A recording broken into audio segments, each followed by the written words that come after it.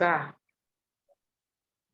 Olá, internautas aqui da TV 61, estamos começando mais um programa O Direito Achado na Rua, aqui pela TV 61, pelo Expresso 61, e eu tenho a grande satisfação de receber aqui hoje a Roberta Almanajás. A Roberta é doutora em Direito pela Universidade de Brasília, UNB, e ela é pesquisadora do Direito Achado na Rua.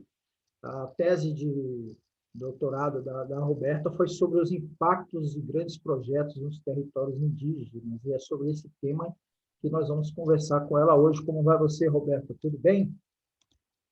Oi, obrigada pelo convite. Tudo bem. Então, Roberta, vamos começar falando sobre a sua inserção aí no seu trabalho de pesquisadora no Núcleo de Estudos do Direito Achado na Rua. No ano de 2014, eu ingressei no doutorado em Direito na UNB, na linha estudando direitos humanos, movimentos sociais, e o direito achado na rua foi a linha que eu escolhi dentro dessa macrolinha para desenvolver a minha pesquisa, né? Pensar teoricamente as soluções do problema de pesquisa que eu vinha disposta a pesquisar.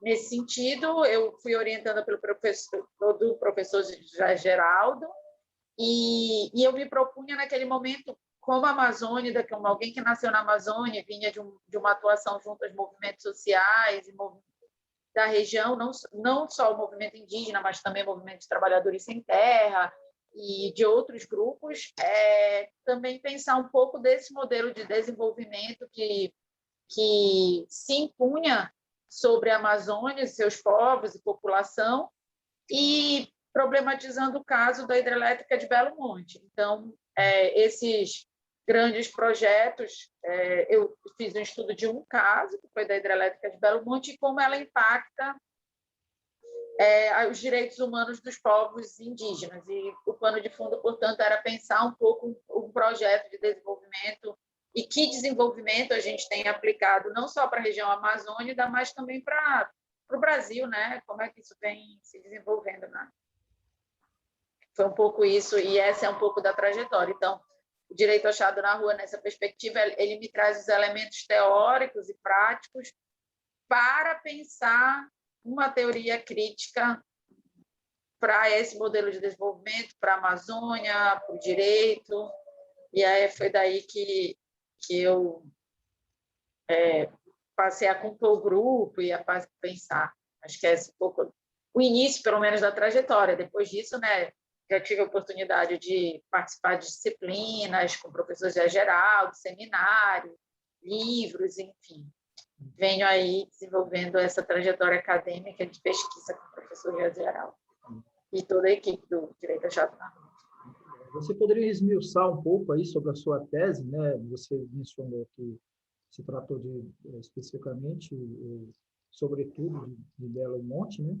Mas a gente sabe que, historicamente, né, os grandes projetos, né, de infraestrutura, não só na área de energia, mas também as rodovias, né, um pouco de ferrovia também, mas, enfim, principalmente as rodovias, elas impactaram muito nos territórios indígenas. Hoje a gente tem uma ameaça muito real, né, das grandes reservas indígenas sendo ameaçadas pelo agronegócio, né, ou diretamente na interferência em seus territórios, mas também com a poluição, né, da sua biodiversidade. E também nós temos a questão dos grandes projetos de garimpos, né, que voltam a querer surgir, que no passado, na década de 70, por exemplo, foi denunciado e volta a surgir agora com essa possibilidade de novo ordenamento jurídico estimulado pelo governo fascista que a gente vive hoje. Queria que você fizesse uma análise geral sobre essa situação, a partir da sua tese, mas também com as informações que você tem da atual situação aí de ameaça dos territórios indígenas. Acho que a gente pode começar, tu trazes alguns elementos, né, que podem ajudar a gente a refletir. Assim. Acho que, primeiro, pensar que, quando a gente fala de povos indígenas, a gente está falando de 521 anos de violações de direitos. Então, isso não é um fato novo, né? Então, assim, independente do governo, ele pode ter sido melhor, mais respeitoso ou não, nós temos, sim, e isso é inegável, violações sistêmicas de violações de direitos nos territórios indígenas. Então, pensando em Amazônia, isso também se reflete. Então, os povos indígenas que estão nessa região, né, na região amazônica também e outras, vão sofrer o reflexo desse modelo de desenvolvimento que é pensado para a região. Então, assim, o ciclo das rodovias, né, que isso acontece lá em algum período, do período principalmente da ditadura, você tem com a Transamazônica e outros a permanência, mas de uma violação de direitos humanos que já antecede, inclusive não só em termos de norma, mas como de práticas, de políticas que vão desenvolvimentistas para essa região. Então, assim, primeiro, acho que é muito importante a gente ponderar isso, porque, portanto, embora haja um recrudescimento, um aumento dos problemas, inegável para o atual contexto, você não pode negar que existe, sim, e foi, inclusive, Belo Monte é um exemplo disso, no período democrático, que houve, depois de 40 anos de 40 anos de luta contra o projeto, você tem ele sendo implementado no período democrático, né? E talvez um dos mais de mais respeito, talvez, ao modelo de bem-estar social, digamos assim, para o brasileiro. Então, isso primeiro ponderar isso. Então, por mais que hoje haja, sim, um recrudescimento, é inegável, óbvio, de não só por parte do Poder Executivo, do Legislativo, isso é inegável, a política está sobre um comando autoritário, você tem também, em outros períodos da história, mesmo democrático, violações de direitos dos povos indígenas. Então, acho que, primeiro, essa ponderação ela precisa ser colocada, porque isso é uma questão que é trazida pelos próprios povos indígenas. Então, acho que trazendo um pouco os elementos do porquê que o direito achado na rua consegue dialogar com essa perspectiva, é mostrar que só existe direito porque existiu luta. Então, os povos indígenas lutam há 521 anos para que haja um reconhecimento, para que haja implementação de direitos que a gente culmina na Constituição de 88 com o reconhecimento formal de muitos direitos pleiteados, a ruptura de uma ordem normativa que vem como estratégia colonial desde o período da conquista e colonização do Brasil, né? Mas também que, na praxe, continua sendo implementada na democracia, então continuam os processos de rua e luta contra esse autoritarismo. Então, assim, isso eu acho que é uma primeira ponderação. Essa questão dos territórios serem atingidos por esses projetos, portanto, existe até um livro muito interessante que ele vai trazer, que é a Vítimas do Milagre, né, econômico, que é chamado, ou seja, essa expansão da ditadura, por exemplo, sobre os territórios, ele diz que os grandes vítimas, e vai mostrando números que depois a Comissão Nacional da Verdade vai mostrar que são os povos indígenas.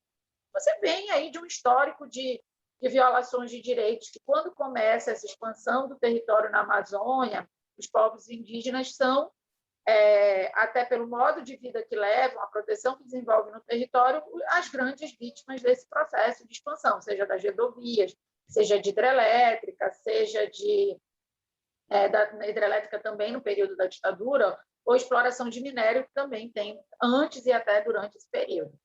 Atualmente, a Constituição, né, ela vai trazer uma ruptura, como eu falei, com essa perspectiva de tutela e assimilação que vinha acontecendo, e vai reconhecer um fato que já vinha sendo dito em normas, né, que os povos indígenas são povos que são povos originários e eles têm direito à posse sobre essa terra. Então, o que a Constituição traz é uma ruptura também cultural de dizer que eles podem se reconhece a autonomia dos povos indígenas. Então, o direito originário sobre essas terras, quando a Constituição traz, ela vai dizer, portanto, que eles têm a posse exclusiva e permanente sobre esses territórios, e compete à União apenas o quê? demarcar e proteger. Isso significa dizer que antecede a própria Constituição o direito originário dos povos indígenas. E, de fato, desde 1930, desde a década de 30, anterior à Constituição de 34, você vai ter esse reconhecimento formal. Mas acho que, e desde a colônia, você vai tendo alguma normativa que, ora, vai conferir diversos status aos povos indígenas no seu território, mas essa questão do território ela não é uma novidade, necessariamente, da Constituição. Mas o fato é que, embora tenha esse reconhecimento, a luta pela proteção dos territórios, que se envolve, portanto, não só a área física do território, mas toda a forma de se lidar e de se relacionar com esse território, o meio ambiente, a natureza, portanto, que compõe aquela área, é um desafio que os povos indígenas pleiteiam, reivindicam e colocam para ser protegido. Na Constituição também, você tem a proibição de algumas práticas em relação, por exemplo, à questão do minério, e diz que tem que ser regulamentadas outras perspectivas. Então, o que tenta fazer o PL 490 é legitimar a prática de mineração dentro dos territórios indígenas, o que retira a essência desses territórios, que é o quê? A tradicionalidade, porque o que caracteriza, segundo a própria Constituição, diz, e que está também em debate no Supremo Tribunal Federal, o território indígena é a tradicionalidade. E ou seja, não é um marco de tempo. E é isso que o Supremo está se debruçando também atualmente, né? Vários autores já dizem isso, o próprio Supremo tem dado decisão nesse sentido. Então, o que caracteriza esses territórios é a tradicionalidade. Quando você coloca esse território para servir ao agronegócio ou a indústrias ou a empresas multinacionais como a exploração do minério, porque a gente não está falando de minério do pequeno ali, né? Falando de grandes empresas, que inclusive vai trazer essa questão das infraestruturas e que vai atingir também, ainda em outras perspectivas, os territórios tradicionais, você está alienando, você está colocando esse território a serviço desse mercado internacional, desse grande interesse, e que você está, portanto, tirando a finalidade dele, que é atender à tradicionalidade.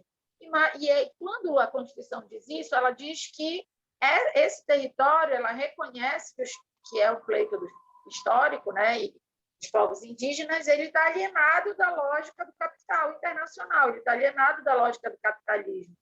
Então, esse é o grande debate atual, né? Você colocar esses territórios para prática de monocultura, para legitimar, na verdade, né? Porque você tem a violação constante e histórica desses territórios por todos os governos da história, em menor ou maior escala, mas você teve em todos os governos essa violação de direitos. É verdade. E os impactos, né, que esses projetos podem ter sobre essas comunidades, sobre esses territórios, ele é devastador, né? Ele é praticamente a decretação da extinção das reservas, né? Porque um projeto, como você já até pincelou, um dos problemas desse projeto é que, além de agredir diretamente o território, né, ele traz outras consequências, né? Povoações dentro dos territórios, né? E todas as mazelas que essas povoações desses projetos de grande envergadura trazem, né?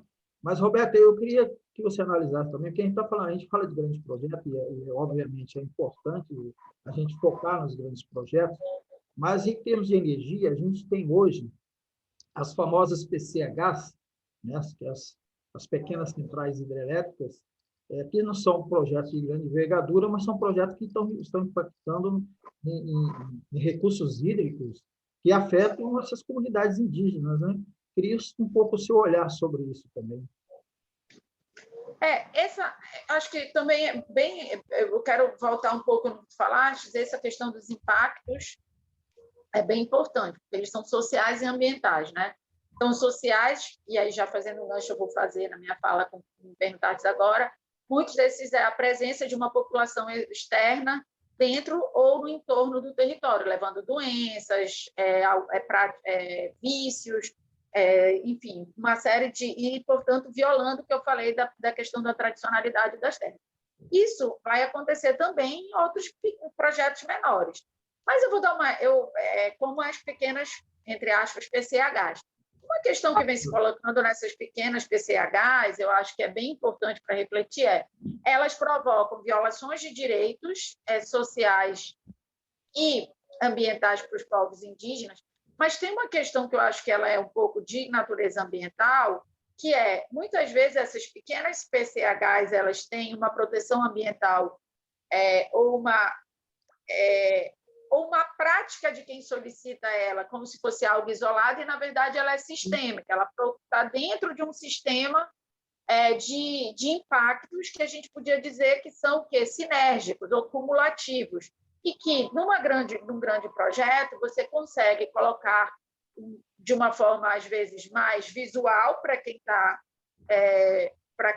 na grande público ou para a grande sociedade, que muitas vezes esses pequenos PCHs elas não são tão visualizadas, tão perceptíveis, digamos assim. E nisso eu trago que por exemplo, desde a prática de como vai se fazer o licenciamento ambiental. O licenciamento ambiental é o lugar em que você faz estudos, que você consegue perceber esses impactos sinérgicos, impactos para algumas comunidades, impactos para o meio ambiente. E quando você trata isso como um problema isolado, você não consegue desencadear essa percepção. Isso é um grande problema. O segundo é que, mesmo sendo um pequeno projeto, você tem todos esses impactos que a gente vai saber. Por exemplo, impacto sobre a população, como eu falei, se não dentro da terra, mas no entorno dessa terra, levando os problemas da presença dessas pessoas no interior do território, portanto, podendo ocasionar vícios, uso de álcool e outras drogas. Você tem a expansão de doenças, muitas vezes de prostituição e outras, ou exploração sexual, enfim, vários problemas sociais que se impõem, mas também essa questão ambiental que ocorre no território. Então, e, além disso, né, as pequenas PCHs elas também vão afetar o uso que esses indígenas fazem do território. Então, em geral, o debate que se faz nas redes de socioambiental ou entre os povos indígenas é que essas PCHs elas provocam danos também com os mesmos tipos de danos para essas comunidades e povos indígenas. E muitas vezes, aliás, elas são pequenas, mas elas são várias. Ou seja, tem uma aqui, outra ali, aí você vai, que na verdade é um grande projeto, né? Exatamente, era justamente isso que eu ia alertar aqui, né? Você já mencionou, mas você também alertou lá atrás que elas são pequenas, entre aspas, né? São pequenas em relação aos megas projetos que tem por aí, como o de Belo Monte, né? Mas eu, por exemplo, já visitei pequenas PCHs que são enormes, né? E aí, além disso, a grande quantidade.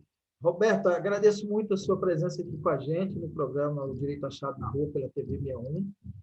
Foi muito boa a nossa conversa e deixo aí para as suas considerações finais. Eu também quero agradecer a oportunidade de falar e eu quero só trazer um debate que era o debate de fundo da minha tese, que, inclusive, deu origem ao título, né, que é qual desenvolvimento. Então, acho que uma reflexão que a gente tem que fazer, inclusive pensando nesse, e eu sei que assim, o programa não tem hora, né? A internet não tem hora nem data, mas a gente está vivendo, durante essa entrevista, um período pandêmico, né? Que está muito, segundo pesquisadores, correlacionados com o tipo de expansão de vida, de modelo de vida que socialmente nós temos vivido. Então, assim, a pergunta do meu trabalho, que, como eu falei, era debater o modelo de desenvolvimento.